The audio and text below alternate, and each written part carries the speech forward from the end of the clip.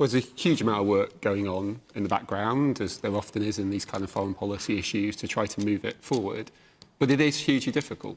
And it's hugely difficult for one reason. This could stop right now.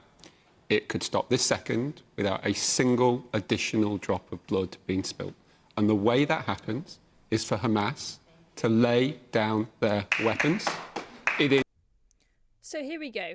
The way that we talk about what's going on in Gaza has just become really, really twisted, where we act like all of the onus is on Israel, and whether this conflict comes to an end is completely down to Israel's actions. I think that this clip from Question Time, where Rowley, the MP and Housing Minister, really lays out just why we need to be looking at Hamas when we're seeking for someone to blame, is really, really good, because I feel like this conversation has changed to the point where people act as if October 7th didn't even happen, as if this is completely instigated by Israel. So take a look at the rest of this clip. For Hamas to say that they will not try to repeat October the 7th, where 1,200 civilians were murdered, raped, beheaded and burnt alive. It is for Hamas to release 200 people, the element of that 200 people who are sadly left, who they dragged back into Gaza and are now using as human shields.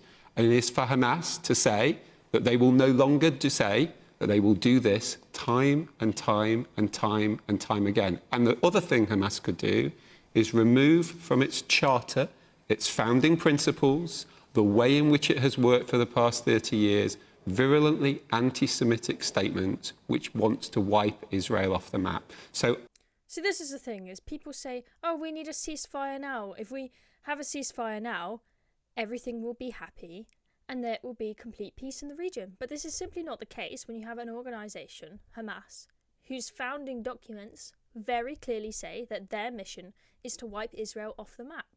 As we've said many times in the past, you cannot meet in the middle with terrorists, but people still don't seem to be getting the message on this. And now everybody seems to be calling for a ceasefire and thinks that if we do nothing to change Hamas, that everything will be peaceful. It's just not the case. I want a ceasefire tomorrow.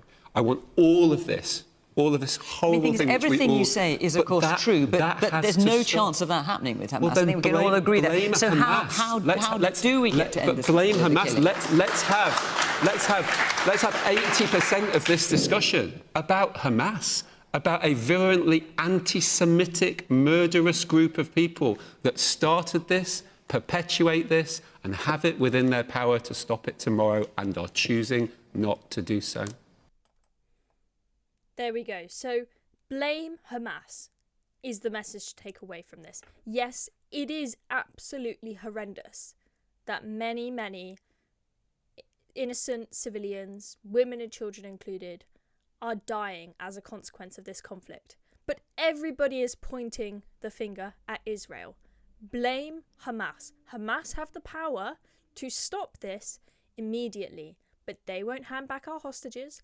They won't change their founding documents. They won't commit to not committing something like the horrific October 7th attacks again. So we need to change the narrative around this and stop demonizing Israel. They are merely defending themselves and trying to stop the atrocities of October 7th from happening again.